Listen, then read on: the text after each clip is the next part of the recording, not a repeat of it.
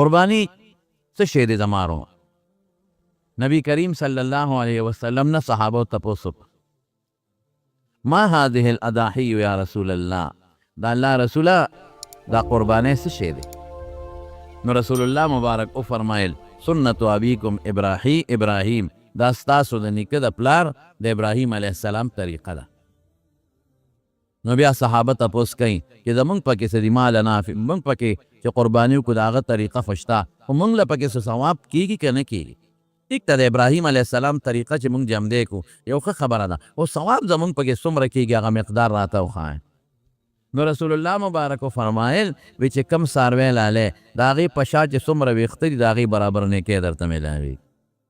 او که ګډ دی لال کو چیلې د هغې په شا چې څومره وړی ده او د چیلي په شا څومره ویښته دي د هغې برابر ثواب درته میلاوي ګونه دومره پکې اجر دی او دومره پکې ثواب دی او بیا رسول الله مبارک فرمایي من وجد ساعتا من المال چې څوک مالداري د هغې بیان ما تېره جمعه درته کړی چې په چا قرباني واجبه د مالدار څه ته وایي او فلم یضحي د قرباني ونه کړله نو فلا یقربن مصلانا دې زمونږ جومات ته نه راځي عیدګاه ته چې بلکل را نشي دې زمونږ عبادت خانې ته بلکل را نشي ګوره دا سخت وعید ورته زمونږ تعلیمه وایي زورنه ورته مونږ تاسو وایو دا دومره سخته زورنه چې راځي معلومیږي دا چې دا قرباني مضبوط شی دی دا واجبه ده او خامخا او پیغمبر مبارک په دې کې 10 کاله حضور پاک چې مدینې ته تللی مدینې منورې ته یو کال رسول الله مبارک قرباني نه ده پرېښې په دې 10 کالو کې یو کال نه ده پرېښې او کله 2 ګډانه ملال کړي دي نبی علیه السلام یو ځل یې 2 ګډانه لال کړل برګ ګډان لماور او چې کله علالول دواړه ګډان نو دواړه خصیانو تکېدلې چې ورته وایي زموږ بعضې خلک وایي په ټکېدلي ګډ او یا غوی قرباني وي نه رسوي یو سړی وي اندامونه یې کم دي دا ټوله غلطه خبره ده حضور پاک چې په کومه ګډانو قرباني کړې ده هغه ټکېدلي دا ښه قرباني ده ولې دا څاروي سورو وي دا اعلی او دا سورو وي نو په دې څاروي قرباني کولی شي بلکې مستحبه ده بیا نبی علیه السلام فرمایلی دی حدیث دی وی د قربانۍ پر ورځو کې د قربانۍ د څاروي حلالولو نه بهترین عمل بل نشته او چې د قربانۍ څاروي د حلال کو نو وینه لا په ځمکه نی پرته چې الله ته رسېدلي او الله قبوله کړي نو بهترین عمل دی زمارونو نو چې څوک مالدار دی او صاحب نصاب دی ما تاسو ته تېره جمعه بیان کړی دی هغې قرباني وکړي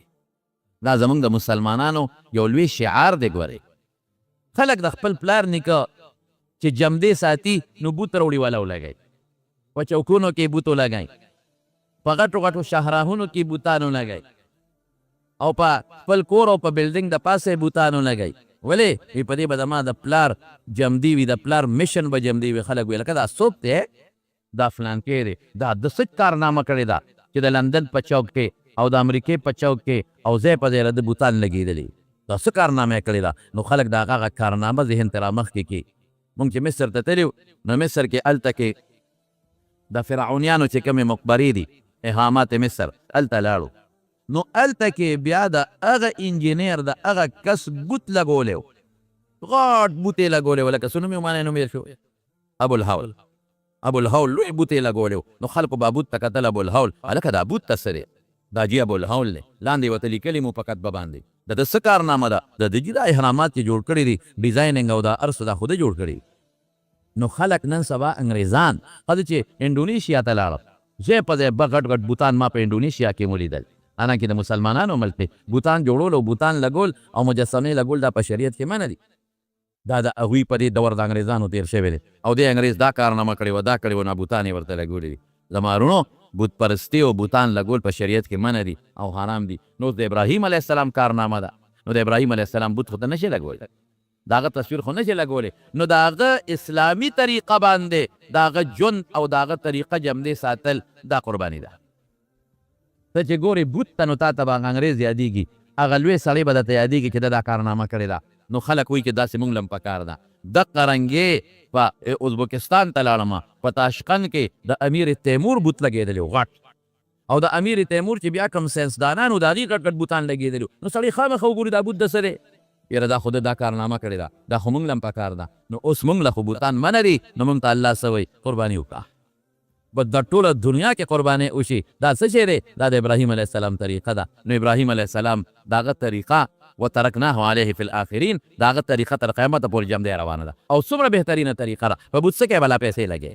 ا مجسمه چې جوړه خو په لکونو کروڑونو روپۍ پې لګېږي او د خدای دشمني بیره ده او ګناه بیره ده دلته څه چلو شي دلته به قربانیو کې ذبحه به وکړې تا ته هم فایده ورسېدله غریبانانو ته هم فایده ورسېدله بچي به دې هم غوښه وخوري رشته داران به دې هم غوښه وخوري میلمانه به دې هم غوښه وخوري او ثواب به دې موشي او رب العالمین به هم راضي شي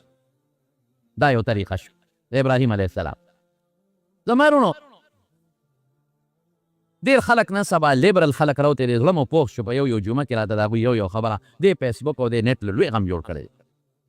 پکې به نیو لګیا به یو نن سبا بیا لیبرل خلک هغه خلک چې هغه ځان دینداره ګڼي او په منځ کې د دین دشمنان دي هغوی په فیسبوکونو باندې لګیا دي یو څوک کمنټسونه ورکوي یو څوک لګیا دی په فیسبوک لګیا دی وی قربانۍ ته څه ضرورت دی دا لکونه روپۍ او کرونونه روپۍ او ربینو روپۍ برباد شي وی دی په دې د غریبانانو له ولې نه ورکوي ګوره زما وروڼو دا د اسلام په جامه کې د اسلام دشمني دا غریب له ولې نه ورکوي چې دا قربانۍ کوي بیا خو به حج لسله دی حج لمه ده دا پیسې هم غریب له ورکوي بیا خو به وی چې عمرې لمه ده عمرې له څه دی دا پیسې غریب له ورکه نو زه به راته بیا به وایي جومات هم مه جوړوه کور مونځ کوه دا پیسې غریب له ورکه خبره خلاصه شوه کور مونځ کوه جومات ته رسېدل جومات جوړی دا په کروڑونو روپو په جوماتونو لګې بس کور جوړوه که نه څه ضرورت دی چې جوماتونه جوړی هېڅ ضرورت نشته دا به وایي کور مونځ کوه بیا به وایي مدرسې ته هم ضرورت نشته بس آنلاین درسونه کوې که نه دومره کروڑونه روپۍ پې ولې لګوې دا خو نه وی چې کالج ولې جوړوه په دې ډېرې پیسې لګي دا خو نه وی چې یونیورسټي ولې جوړوه دا پیسې غریب له ورکه په دې ډېرې پیسې لګي دا خو نه وی چې پبلک سکولونه مه جوړوه او په دې ډېرې پیسې لګي دا غریبانانو له ورکه او آنلاین درسونه کوئ دا خو نه وی چې پرون دې د زوی واده او په هغې دې 50 لک او 100 لک روپۍ ولګولې دا پیسې به دې غریب له ورکړې وې نا ولې په زوی په واده باندې لس ګډانه لال کړې او 3 میخې دې لالې کړې او بلا روجې دې پخې کړې او شادي حال کې دې بلا پیسې ورکړې او لور لري بلا کالي وکړلې او د دنیا جوړې جامې یو جوړه دې په یو لک روپۍ په 2 روپۍ واغېسته او لورونه له جامې او رشته دارانو له جامې ټول له جامې اخلي څه ضرورت دی دومره ګرانې پیسې کې لګې دا پیسې په غریب ولې نه تقسیمې دغلته نه ګورې دین ته سترګې خلې کړي بیا وی چې لور دی وادي نو د لور په واده څونه پیسې لګې څونه کا سامان ولالې څونه کاري ولالې څونه پرجونه لې او څومره ولا نو سامان اخلي او بیا د هغې جامو باندې څونه پیسې لګې نو دا لکونه روپۍ چې په لور لګې دا غریب وله ورکه که نه هلته سترګې خو صرف قربانۍ ته سترګې خلې کړي دي بیا به زه دا یم چې روژه هم ونیسه دا چې کم تکلیف ته په روژه تېری نو په دې هلته چې د دیالي وکړه دا تکلیف په هغې تېر که هغه پیسې غریب وله ورکه زه به دا درته ویم چې روژه مه نیسه دا په روژه څونه تکلیف په تا تېرېږي د دې نه کم تکلیف په ګوړ او په چارې تېرېږي هلته ګوړ چارې وکړه پیسې به وکړې غریب له ورکه بیا به دې مونځونه هم مه کوه ولې په مونځ هم ستا لوی تکلیف تېرېږي د دې مونځ په دې باندې لاړ شه او چې ته مزدوري وکړه هغه طاقت هغې کې ولګوه او هغه پیسې راوله غریبانانو له ورکه دا څه خبره ده د غریب حق ته غریب له حق ورکول غواړې نو ته مالدار یې ستا ته زکات شته وله ورکه غریب له حق ورکول پکار دی تا ته صدقه فطر ویل شوی دی صدقه فطر ولا ورکا غریب له حق ورکول غواړي نو شریعت تا ته وی صدقه ورکا نفلی صدقه ورکا رور له ورکا خور له ورکا میراث کې خپل حق ورکا لور خور نه کنه هغه ته د غریب حق نه د گاونډي حق پتا لازم دی ورکا کنه او اکثر داخله کارخانه دانی کې دا خبرې کوي نو په کارخانه کې د مزدوران لیبران چې تاسو سره سار نمازګر پورې ډیوټي کوي څونه بونسونه دی ولا ورکا او چې ته وې چې غریب له ورکومه نو ته چې په لینډ کروزر کې ګرځې او د شپېتو د 1 لک روپو په ګاډي کې ګرځې نو د 15 لک روپو ګاډي کې وګرځه کنه دا باقي غریب له ورکا کنه او چې تاسو د غریب غم دی قرباني مکه او غریب له ورکا نو بنگله دې خرڅه کنه د کرای کور کې اوسېګا یا را کوټه کور کې ځان لواله دا باقي غریب له ورکا کنه او چې تاسو د غریب غم دی او دا وې چې قرباني مکه او غریبانو له ورکا نو جیداد دې خرڅ کنه دا کارخانه دې خرڅه کنه او دا چې کم بار ملکونو کې پراپرټي دا ټول خرڅ کا ورکه غریبانو لکه یعنی خلاصه دا چې صرف د دین پجامه کې دین دشمنی اوس هغه قرباني چې پیغمبر مبارک وته د ابراهیم علیه السلام طریقه ویلې ده هغه قرباني چې رسول الله مبارک 10 کاله مدینه منوره کې کړې ده هغه قرباني چې حضور پاک فرمایي چې اونکه زما عیدګاه ته نه راځي زما منځ ته نه راځي صف دورنه په رسول الله مبارک ورکي هغه قرباني چې دی نکړله برباد بشي د پیغمبر په سنت عمل کوا د پیغمبر په طریقه عمل کوا زه خپويګم نه پیغمبر خپويږي ځکه مسلمان یم خو زه په دین کې خپل عقل نه چلم زما عقل بسي او د ټولو نه لویه خبره وسوره د قرباني حضرت ابراهیم علیه السلام خپل بیبي حضرت هاجره راوسته او خپل بچی اسماعیل دی راوسته او د بیت الله په خوا کې دی راکړه د الله په حکم الله د حضرت هاجرې او د حضرت سارې دا دواړه د ابراهیم علیه السلام بیبیانې دي. جګړې جوړې شوې، قصه اوږده ده او مختصرا الله پاک حکم وکړ ابراهیم علیه السلام ته چې دا بیبي دې بوځه او دا بچې دې بوځه او د بیت الله ځای ورته وښو. جبریل علیه السلام نشاندهي کوله، موجوده چې کوم بیت الله یې دې ته راوسته. قصه اوږده ده چې ته بل ټیم به راته څه ناسو ویم، خو چې نن د قربانۍ کومه خبره درته کوم. ابراهیم علیه السلام به کله کله راته او د دې خپلې بیبي او د دې خپل بچي معلومات به یې غوښتل. په دشتو بیابان کې قسم په الله پرېښودی. ایمان دې ته ویل کېږي، ایمان دې ته وایي چې الله څه وایي زه به هغه کوم، عقل به نه چلو. الله وایي مونځ کوه، بس کوم به. الله وایي سهار او ماسپښین مازدیګر ماښام ماسخوتن کوه، زه هم همدقسې به الله کوم. عقل به نه چلوم چې یاره پنځه په یو ځای به یې ماسخوتن وکړم کنه. سبا به لیبرل راپاسي دا به هم درته وایي چې ماسخوتن به ټول په یو ځای کړو، خو مونځونه دي که نه. سبا به وایي دا یاره د ماښام خو دا درې دي، نو دا یو خو پکې نیمګړی شو، څلور به یې کړو که نه. د دین په کار کې به مونږ څه کوو؟ افمن اتخذ الهه هوا، خپل خواهش نه به خدای نه جوړو، د الله او د رسول تابعداري به کوو. دا چې څه الله ویلي دي، که ته خدای ته پوه وې خو د خدای خبره کې به ګوتې نه وې. دې لیبرل ته ویم ته پوهېږې که پیغمبر پوهېږي، ته پوهېږې که خدای پوهېږي. که ته وایې چې زه پوهېږم لارې د ایمان نه وته ستا خبره اړو زه منم نه. او زه خو تاسو ته یوه خبره کوم، په دې فیسبوک د هغې خلکو تقریرونه بالکل مه اورئ چې د شریعت خلاف دی. سر یې انګریزۍ پرېښې دی، ټوپی په سر نشته، ګیری نشته او کشتنو وهلې ده او د شریعت خلاف لباس یې چولی دی او په بار ملکونو کې په امریکا او برطانیه کې ناست دی او ځان ته ډبل میکونه لګولي دي او خلک ګمراه کوي، خلک تباه کوي. چې په شریعت برابر دی دا غوری ګورې تباه به مو ګن به یې ګن ګورې، د پیغمبر دشمن به د پیغمبر د ناموس دشمن به او تا ته به د قرآن او د سنت بیانوي او دوه څلور ټکي انګریزي به وایي. په د انګریزۍ ته خلک چې انګریزي چا ووایي بس خلک وایي دا ډېر لوی شی دی. د اردو څلور پنځه کتابې به یې کتلي، په دې خو د احسان نه عالم نه جوړېږي. زمونږ طالبان خو 8 کاله مدرسه کې علم وکړي، نو بیا ورته مونږ پټکې په سر کو عالم ورته وایو، خو چې دی 10 15 20 کاله په مدرسه کې بیا ښودنه وکړي د ده نه بیا عالم جوړېږي. او تاسې ګیره دې خرایلې ده ظالمه او یا دې مشین کړې ده او ناستې او په دین اعتراضونه کوي او د قرآن او سنت ځان ته د اردو تفسیر مخې ته یې ښودلې، اردو دې کتلې ده او څلور پنځه ټکي د انګریزۍ وې، ټوله دنیا د نه متاثره ده. د خپل علماو بیانونه اورئ،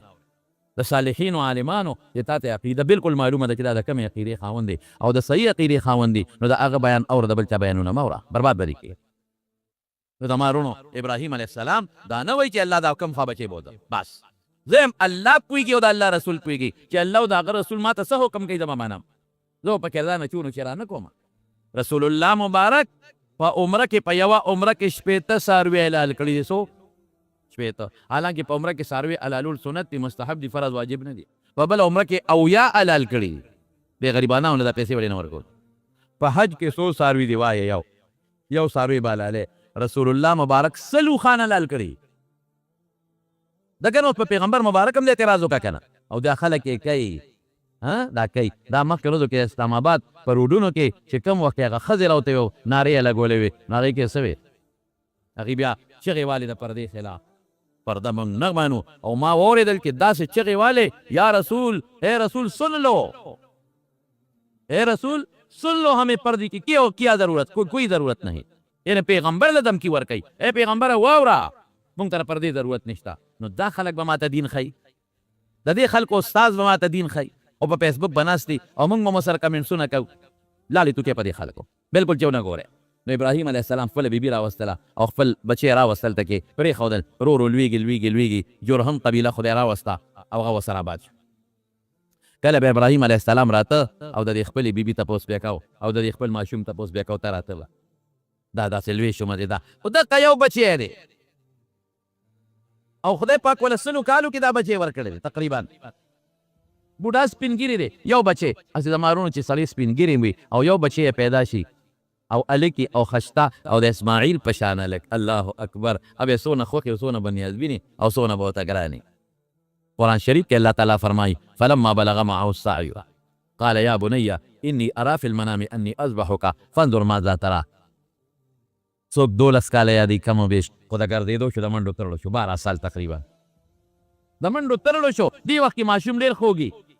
یا بوډا پلار ته خپل بچی ډېر خوږي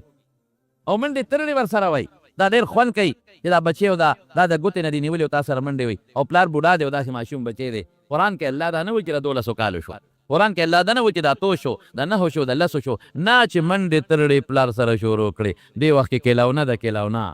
ګلدسته ده ګل دی منډې تېرې شروع کړې نو د شپې ابراهیم علیه السلام خوب ولید او خوب کې ورته الله وایي چې دا بچی دی حلال کا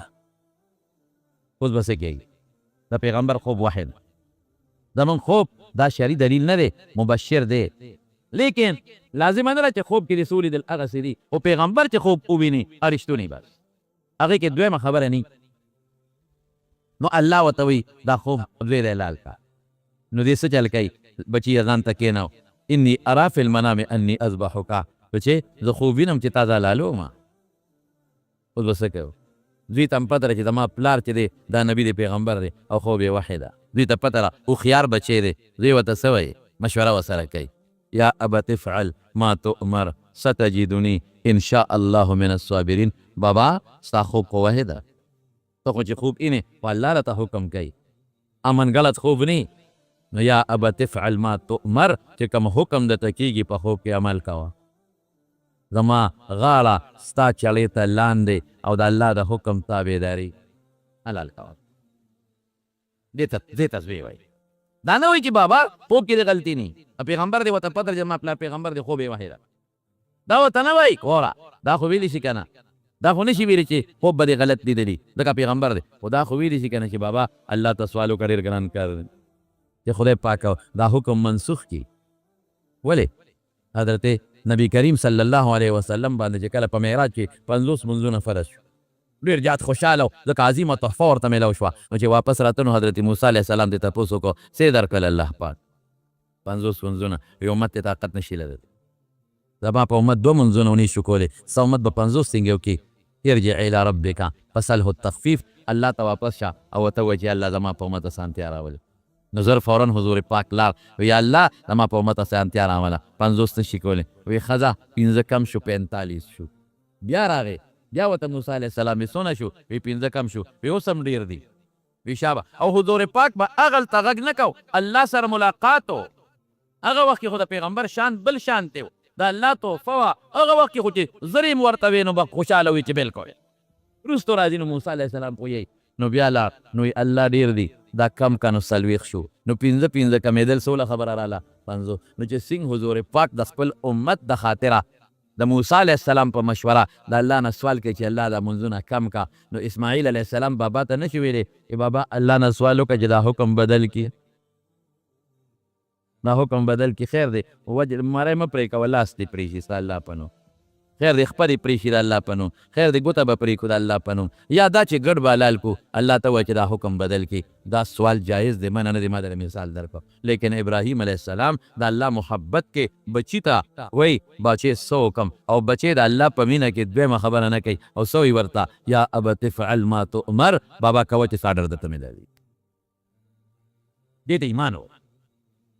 دا پکې نشته اوس مونږ زړه ته په مساله کې پراته یو چې ګوډه حلال شي دا پیسې غریب له ورکړه د خدای بنده حلال که غوښه غریب له ورکړه که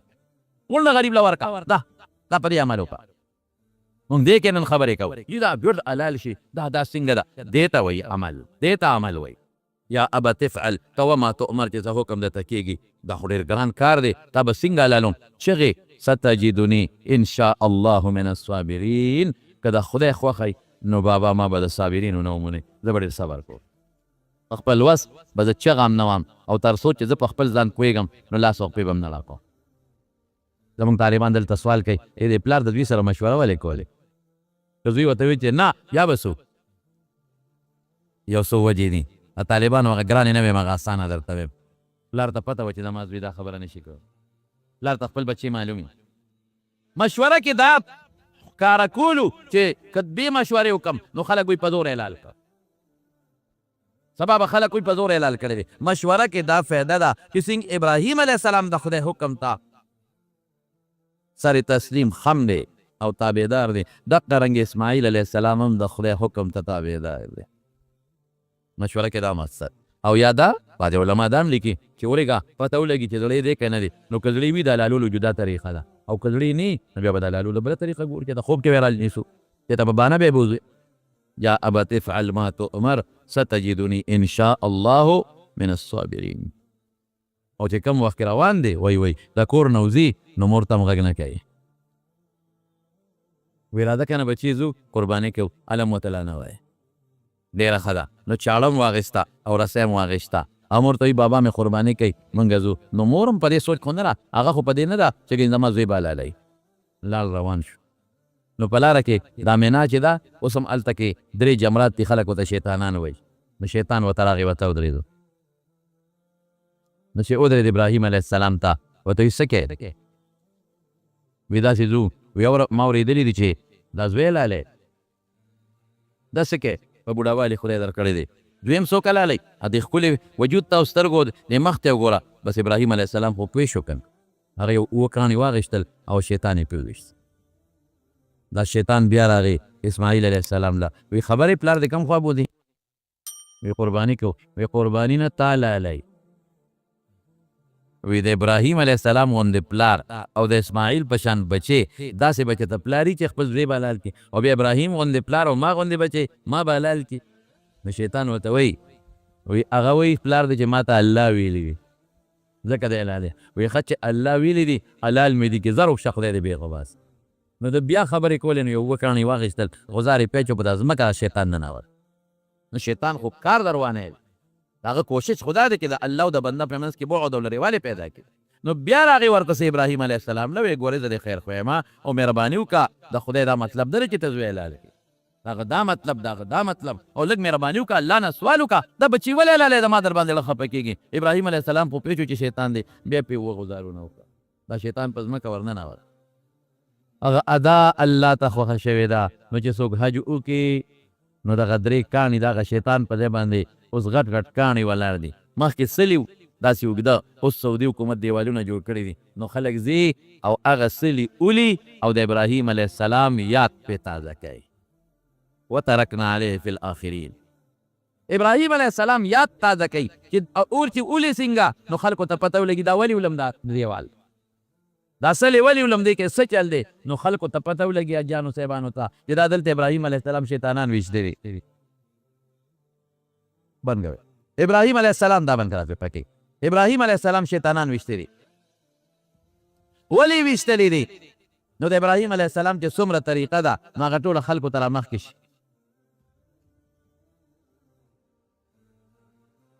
د ابراهیم علیه السلام چې څومره طریقه ده نو ټوله خلکو ته رامخکې شي چې دا خو هغه ویشتلي چې چا ونه ویشتل حج ناقص چې نیمګړی ټول خلک ځي خلک وایي دا شیطان دی او د شیطان وله بعضې خلک وي داسې څوک کیړی راوباسي ښځې او غرض ولې چا ځان سره غټ غټ کاڼي اوس حکومت نه پرېږدي پخوا به خلکو ځان سره په جیبونو کې غټ غټ کاڼي راوړي او غرضار به یې پرې جوړ کړو شیطان وله دا شیطان نه دی دا د ابراهیم علیه السلام طریقه ده چې حج د دې نو ځان به پوه کړي نو په هغه طریقه به عمل کوي نو چې بیا مینا ته ور مخکې که نو بیا ورسره مشوره کوي او مشوره هم دقه ده چې ما درته ووې بچې څوک هم یا ادوت افعل ما تؤمر ستجدني ان شاء الله من الصابرین بابا کوه چې څه اډر درته کېږي زه به هغې خلکو نه شمار یم چې ښه زبردست صابرین صبر به کوم نو اسماعیل علیه لول ډېر ګران کار دی د بچینو قسم دی په کور کې چې څوک چرګوټي لوي شي هغه چرګوټي له لاس نه ورده په خپل کور کې چې کوم څاروي بنده وساتي نو چې حلالوي نو قصاب ته وایي راشه حلالې کړه دې مخ بل طرف ته واړئ ولې دا هم په خپل کور کې ساتلی دی نو بیا د اسماعیل علیه السلام غوندې بچې نو چې کوم وخت کې بیا حلالوي که نه چې کوم وخت کې بیا حلالوي نو بیا ورسره څه کوي بیا ورته هلکه بس پرېږده بل څه به کوې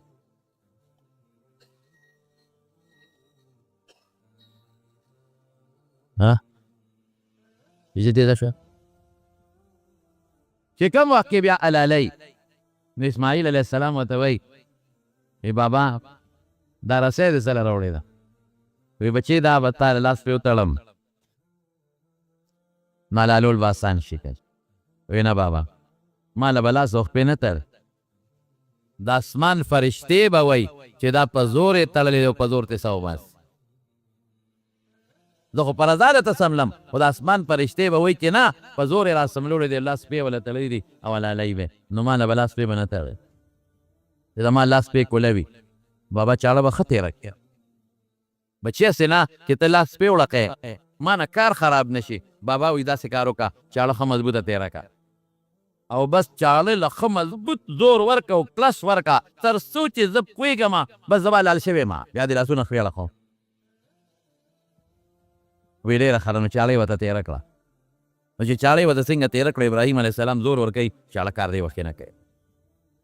نو اسماعیل علیه السلام ورته وایي بابا لږ صبر وکړه زما خو وی چې ما مه تړه خو نه وتړه هسې نه پلار او ستا غوندې د مینې پلار لاس دې کار نه کوي ما ته پته ولګېدلی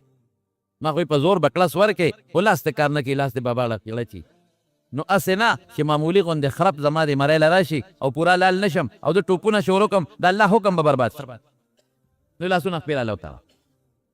او بیا ورته څه وایي وایي داسې وکړه بابا چې مخ راله لاندې کا او سټ مې ځان طرف ته کا او لاندې نه مې حلال کا. وی زما سترګو سره چې ستا سترګې مخامخ کېږي نو دا ستا لاس ځکه رپي لاس دې ځکه رپي چې زما په مخ ستا سترګې لګي او زما په سترګو کې ستا سترګې مخامخ کېږي نو په دې وجه ستا لاس رپي بابا. او بابا یو چل به بله مو کړو دا کمیس رانه مخکې وباسه وروسته مه وباسه وروسته که ته وباسې دا به شلېدلې وباسې روغ به نه مخکې نه وباسه. نو چې دا کمیس ما نه وباسې او ځکه لالال شمه نو زما دا کمیس په دې وینو کې لږ غوندې غوپه که او زما مور له یوسې او د ټولو نه مخکې به زما مور باندې زما سلام ووایه حضرت هاجرې به دقه یو بچی څو نړۍ ورسره ستړې شوې اسانه خبره نه ده. په مکه مکرمه کې په دشتو بیابان کې ماشوم لوی کړی نه ډوډۍ وه نه اوبه وې اوبه خلاصې شوې دي خوراک هم ختم شوی دی او دا مور ورته تړتېږي او صفا غونډ او د مروه په غونډۍ کې منډې تړلې وی خوراک پسې منډې تړلې وی هغه ماشوم اسماعیل چې په دیګ کې په دشت او بیابان کې لوی کړی دی نو مور باندې به څه تېرېږي. نو بابا زما دا کمیس به زما مور نه یوسې او زما سلام به ورته ووایه اسماعیل په تا سلام ویلی او په خپله رضا باندې د الله حکم ته غاړه شوی دی او په خپله رضا باندې ما حلال کړی دی هم خوشحاله او زم خوشحاله او نښه دا ده چې کمیس مې دله روغ راوړی دی که په زور حلال شوی وي نو کمیس به خامخا شلېدلی روغ کمیس مې دله دا دی راوړ. او بیا به ورته ووایې زما مور ته چې به مورې که اسماعیل دې یادېږي که نه نو دا کمیس چې د اسماعیل او په هغې د اسماعیل وینه پرته ده دا راله او دا بویامه په د اسماعیل ارمان راجوړ. الله اکبر ډېر ګران کار دی زمانو مونږ ګډ نه شو حلالولی مونږ وی نه شو حلالولی په کور کې په پنځو شپږو کسانو قرباني واجبي یو حلال یو پلار حلال ښه مالداري وسې کېږي او چې ته ګوټ څاروي وګوري او بېکاره څاروي وګوري په هغې باندې چاړه راکاږي او خپله غاړه پرې خلاصه کړي دې ته ایمان وایي. اسماعیل علیه السلام چاړه راواغېست او بیا تېره کړله او راکاږي چاړه کار نه کوي زور هم ورکوي بیا چاړه کار نه کوي اخره کې چاړه اوچته کړه او د ځمکې له راوبروله چاړه ورته وایي چې زه د رب جلیل ومنم خلیله که ستا ومنم خلیل ومنم که د جلیل ومنم د الله ومنم. او دې وخت کې حضرت جبریل علیه السلام د جنت نه ګډ را په مخه کړی دی هغه ګډ چې حابیل قرباني کړی و د آدم علیه السلام زوی او په جنت کې لوېده هغه را په مخه کو او د هغه ځای نه حضرت جبریل علیه السلام آواز کوي الله اکبر الله اکبر الله اکبر الله اکبر د الله نه لوی ذات بل نشته دومره لوی ذات ته چې ابراهیم هم د چاړې لاندې زوی وغورځو او زوی هم خپله مری د الله پاک په حکم د چاړې لاندې وغورځو او د الله نه لوی ذات بل نشته دی الله چې څه فیصله کوي موږ به منو. نو حضرت اسماعیل علیه السلام پوه شو چې څه مسله بدله شوه نو هغه څه وایي لا اله الا الله والله اکبر. نو ابراهیم علیه السلام هم پوه شو چې بچې بچ شو نو هغه وایي الله اکبر ولله الحمد الله له ثنا ده ګډې راوړو ګډې حلال کې اسماعیل علیه السلام خدای پاک بچ کړه. نو په قربانۍ کې دا سوچ هم پروت دی زما وروڼو چې دا ګډ زالالوم دا غوی زالالوم دا د ابراهیم علیه السلام د بچي د قربانۍ په ځای ده دا فلسفه نغدې پیسې چې ورکې خو دا فلسفه پکې نشته دا فلسفه ده چې تا ته به د ابراهیم علیه السلام د خپل بچي د قربانۍ یاد را مخکې شي او ته به م وایې چې الله که ما ته هم اډر شوی وی زما د بچي د قربانۍ الله ما به هم په هغې عمل کوو او بچی به دې م وایي چې که د ما متعلق د حلالولو حکم د ما د پلار ته شوی وی ما به هم د اسماعیل علیه السلام یاد تازه کوو. نو څومره په اربونو په کروړونو څاروي لالیږي نو د ابراهیم علیه السلام یاد تازه کېږي ګډ حلال شو د ګډ غوښې د مکې فقراو او مسکینانو وخوړلې ګډ او مور دې ملغ غوښې راوړې او دوی په خپله هم وخوړلې نو دا د ابراهیم علیه السلام طریقه شوه ما هذه الاضاحی یا رسول الله دا الله رسول څه شی دی سنت ابیکم ابراهیم دا د ستاسو د نیکه د ابراهیم علیه السلام طریقه ده موږ له پکې څه دي د هر ویښته په عوض کې یو نیکي او د هر ګډ د وړۍ په عوض کې یوه نیکي به تاسو ته میلاویږي د مارونو نو قرباني به کوې انشاءالله العزیز کله به یې کوې څه مسایل خو مخکې تېره جمعه ما ویلي دي د اختر په 3 ورځو کې به قرباني کوي د اختر په لومبۍ ورځ بهتره ده که په دویمه دې ونه کړه په لومبۍ دې ونه کړه په دویمه کوه خو د هغې نه پکې ثواب کم او که په دویمه دې ونه کړه نو په 3 ورځ د اختر د نور پرېواتو پورې نور پرېوتو نه مخکې به حلالې نو په لومبۍ کې ثواب زیات بهتر په دویم کې هغې نه کم په دریم کې هغې نه کم او که په 3 ورځ هم درنه قرباني پاتې شوه د څه عذر د وجې نه پاتې شوه نو بیا به ورسره څه کوې په 3 پاتې شوه بیا به حلالې نه بس بیا دا قرباني که څاروي دی غشتې ولل کړي دي نی نو بس بیا چاله خیراتي ورکه او که د نه قرباني در باندې واجب وه او تا ونه کړله او د اختر د 3 ورځو نه پس بیا وایې چې خو یار ارمان چې مې کړی څه وایي نو پیسې چاله خیراتي ورکه وګورې د قربانۍ ثواب نشي لاندې کولی او د قربانۍ چې کم وبال ستا په سټ راغی د هغه وبال نه ځان نشي خلاصولی توبې به ورسره وباسې او استغفار به ورسره بیا د ورځې قرباني کول بهتر دي د شپې په نسبت د شپې هم کولی شي خو مکروه تنزیهي ده ناغوره ده د ورځې به قرباني کې او شروع به د کم وخت نه کې د اختر د مانځه نه پس چې کوم ځای کې د اختر مونځ کېږي په شهري علاقه کې او په غټو ښارونو کې نو چې د اختر مونځ وشي نو د هغې نه پس به قرباني کې او چې د اختر مونځ نه شوی نو قرباني به نه کې یو صحابي حضور پاک مبارک له راغی حضرت ابو برده رضی الله تعالی عنہ وی د الله رسوله ما خو قرباني د مانځه نه مخکې کړې ده وی شاتو که شاتو لحمن بس وی غوښه دی حلاله دی کړه او غوښې دپاره دی وکړه لیس من النسک فی شیء چې د الله د طرف نه کم شی و هغه ونه شو دوباره وکړه د اختر د مانځه نه مخکې که چا وکړه قرباني ونه شوه دوباره یې وکړه دوباره یې پرې وکړه البته چې کوم ځای خو اختر مونځ نه کېږي لکه په میرو په بانډو کې نو هلته کې سار د انور د سار وختي هم کولی شي هېڅ پروا نشته د اختر ورځ کې داخله شوه نو بیا هم کولی شي بلکې علما لیکي وی که د چا څاروي په میره کې دی او دی په کلي کې دی او دی هلته چاته وایي چې ما ته حلاله که نو چې څاروي په میره کې دی هلته خو د اختر مونځ نه کېږي نو وختي هم ولا حلالولی شي او که یو سړی په میره کې دی او څاروي په کلي کې دی دی د اختر مونځ نه کوي دی میره کې دی او څاروي کلي کې دی او چاته وایي حلاله که نو دی به هله حلالوي چې د اختر مونځ شي کوم ځای کې چې د اختر مونځ کېږي هغه ځای له اعتبار دی نو وروسته به حلالې څاروي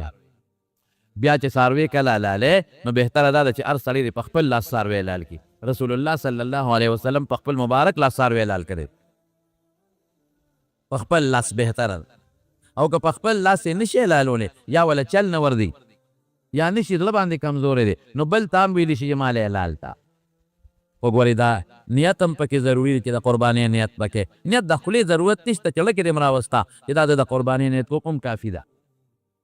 او بیا چې کله بلې وله حلالۍ ورې هسې نه دا ګورې ذهن کې واچوه هسې نه چې پلار لا د اختر په کور کې مثلا 5 سیر یو یې پلار او 4 زامن او پلار لا د اختر جومات کې نه راغلی بل لور یې خور کره تللی دی لا نه دی راغلی بل لور یې لور کره تللی نه راغلی بل لور یې چې ته مبارکوله تللی دی نه راغلی او یو ورور یې په کور کې دی او قصاب یې راوسته وی حلالوه د قرباني ګورې ونه شوه د ورور له دې اجازت ورکړي د مخکې نه د یو ورور له دې یا د قصاب لا یا د یو ورور له دې اجازت ورکړي چې زموږ د طرف نه قرباني وکړه دې ورته وایي چې که تاسو لیټ فیض څه چل وکړم وکړم قرباني نو چې هغې ورته وي وکړه ته زموږ وکیل او قرباني وکړه نو بیا ټیک ده او که هغوی دته نه ویلې چې ته قرباني وکړه او دې د خپل طرف نه قرباني وکړي قرباني برباده شوه بعد وخت کې پلار دا کیلو کې په کور کې 4 کاله 4 کسانی او یو دوی په سعودي کې دی او یو په دوبۍ کې دی او بار دی او دا پلار یې څاروي راولي وایي درته ما ټولو زامنو طرف نه ما حلال کړو دا قرباني د یو نه شوه دا برباده شوه دی به باقاعده هغه دوبۍ کې چې زوی دی او په سعودي کې دی زوی دی هغه نه به اجازت غواړي دی به ځان د هغه وکیل کوي هغه ته به وایي چې بچې قرباني دله وکړم هغه یې وکړه هغه ورته وایي چې بچې پلا بابا بالا قرباني وکړه نو دا ضرور ده او چې دا کوم بچي د سره په کور کې دي او دا پلار د خپل طرف نه کوي بالکل کولی شي څه پابندي پکې نشته خو دا بچي به دا پلار وکیل کړي چې بابا ته موږ له قرباني وکړه دا پلار به تې تپوس وکړي چې د تاسو له قرباني کومه دقه څنګه ښه د خاوند قرباني کوي او خاوند د ښځې دپاره کوي بس ښځې ته صدقه کړي چې دا پیسې ستا د تر تا ته صدقه شوې او د پې تاله قرباني کوم. نو که ښځې ورته وایي چې او زما له طرف نه قرباني وکړه، یا خاوند ورته وایي چې ستا نه قرباني کوم، هغې وایي ښه، خو بیا ټیک شوه. او که ښځې ته یې غږ نه کړی او د ښځې له طرف نه چاړه کېږي نو د قرباني ونه شوه د ښځې له طرف ته. یا به په خپله حلالول کوي، نیت به کوي، یا به بل ته وایي چې ته ما حلاله کړه، نو هله به ګورې صحیح کېږي. ډېر خلک دلته به بل څیز کې خطا کېږي، ادی چې پلار یې یو څلور زامنې او پلار یې یو قرباني وکړي او بیا پیسې د څلورو بچو نه راوالي را تن کړي، قرباني عیسه یوه ونیسي په میخه کې او پیسې د څلورو بچو نه راوالي او څه ورسره خپلې کې پنځه، د دم قرباني ونه شوه، هغه نور یې هم غرق کړله، د هغه نورو قرباني ونه شوه. قرباني چې کومه عیسه نیسي دا به د یو کس نه په شریکه په دوو کسو به یوه عیسه نه نیسي. بعضې وروڼه په کور کې پیسې راجمع کړي او په شریکه عیسه ونیسي، یو نیمه پیسې یو ورور کې نیمه بل کې او په شریکه عیسه ونیسي او چې عیسه راوړي نو بیا په منځ کې نیمه کې که چا دا لوبه وکړله نو خپله قرباني هم غرقه کړه، د هغه نور هم غرقه کړه. او که چا د غوښې نیت وکړ چې غوښه به راوړمه نو خپله هم تباه شوه، د نورو خلکو هم تباه کړه. غوښې نیت به نه کوې، نیت به خالص د الله دپاره کوې. ان صلاتي و نسکي و محیای و مماتي لله رب العالمین. نیت به خالص دی چې د الله د رضا دپاره زه دا ذبحه کومه،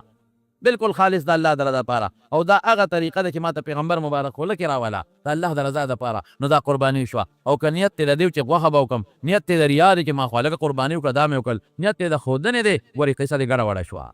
نیت به خالص د رب العالمین دپاره کوې. د کافرو دا رواجو چې هغوی به د بوتانو په نوم باندې څاروي حلالول، موږ به د بوت او د غیر الله په نوم څاروي نه حلالو، موږ به صرف او صرف د الله د رضا دپاره او د الله په نوم به څاروي حلالو. نو په دې کې لږ سوچ وکړئ ښه، که یو پلار مالدار دی او زامن یې ګټه کوي او ټول شریکوال دي، دې وخت کې شریک دي، خو د هر چا پونچي جدا ده، سبا ټول بیلیږي نو هر یو وایي چې دا خو زما حصه ده، دا به بیلو. پلار ورته وایي چې ټوله راوړئ ما سره به پرته یي، زه به اختیارمند یم، زه به لګوم، زه به سبزي غوښه راوړم او که سبا تاسو بیلېدی خپله خپله حصه به در کوم. نو ګورې بیا کې د هر یو دوی حصه ৭۶,۰۰۰ روپۍ ته شپږ او یو ته ورسېده، هر یو بچې به قرباني کوي چې بالغان دي، په نابالغه نشته. نو دې کې لږ زما وروڼو احتیاط وکړئ ګورې په دې څیز کې. او چې بیا څاروی لالوې نو بهتره طریقه دا ده چې مخ ولې قبلې طرف ته کړه او لاس پې وله وتړه،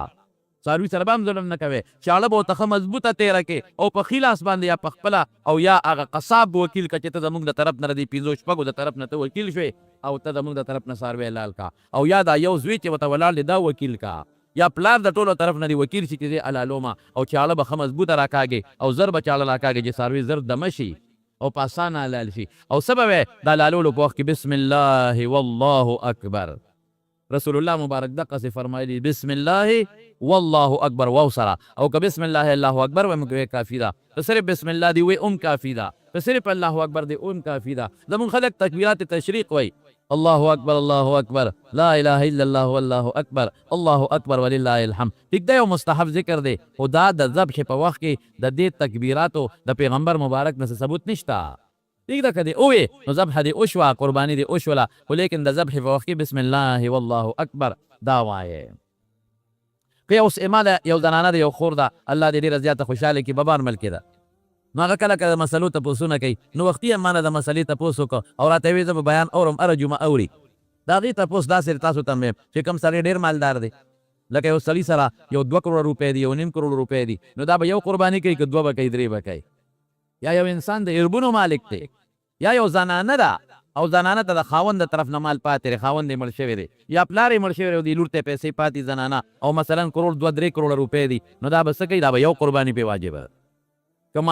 یو ځل صاحب د نصاب شو نو که یو انسان د کروړونو مالک وي نو واجبه پې یو ده، البت په مستحبه طریقه ډېرې کولی شي، لکه رسول الله مبارک 2 ګډان حلال کړي، یو واجب دی او یو زیاتی. نو که یو انسان کوي نو یو د په طریقه د واجب وکړي، یو د نفلي وکړي، بله د نفلي وکړي، خوښه خپله ده، هغې وکړې ښه کوې نه کړې څه ګناه پې نشته. او زه خو یم یو پکې رسول الله صلی الله علیه وسلم دپاره وکړې، دا مالداران چې دي حضور پاک له وکړې، نیت پکې ده وکړې چې د دا د پیغمبر د الله دپاره ذبح د الله دپاره او د پیغمبر مبارک د طرف نه شوه، نو غوښه یې په خپله هم خوړی شي، د خپلې قربانۍ د غوښې مثال یې مور پلار دپاره وکړې، ذبح د الله په نوم او مور پلار دپاره وکړې، دا د پلار دپاره کوم، دا د مور دپاره کوم، پلار مور د وفات شوي دي نو دا د هغوی دپاره کومه وکړه چې مور پلار ته ثواب ورسېږي. چې کوم مالدار خلک نو په یو ګډ اکتفا مه کوئ، ټیک ته واجب یو دی خو زیات هم کولی شي. رکوټې څاروي م اخیستی شي. ما درته ویلو چې عمر یې 2 کالې او غټ څاروي م اخیستی شي او په رکوټې ګډ چیلي کې یو قرباني کېږي ګورې 2 پکې نه کېږي او په میخه کې او په کټا کټي او په غوی کې 7 کسان شریکېدی شي. که رکوټي وي او که غټ وي نو 7 پکې که شریکېدی شي. بعضې خلک وایي 3 او 4 شریکېدي شي په رکوټي څاروي کې یعنې کټي کې یا په رکوټي سي کې چې 2 کالې نه چې 2 کالو ته عمر ورسېد 2 شریکېدي شي په یو ملالیدي شي په 3 کېدي شي په 4 په 5 په 6 په 7 کېدي شي. دا پکې څه خاص فرق نشته دی. بیا چې حلاله کې نو بعضې خلک پکې یو چل کې اکثر د شریکې په قربانۍ کې یو یاره د مور خپې مې خوږېږي دا 2 خپې به پکې زما شي. به ویې لکه زما د مور سر ډېر کمزوری دی نو دا مازغه به هغې له یوسمه. بل وی یاره زما نیا چې ده که نه د هغې اینه لږه غوندې کمزورې ده دا اینه به پکې هغې له یوسمه. نو دا نور غریبانان خو د غږ نشي کولی د شرم د وجې نه خو ډېنېږي ورې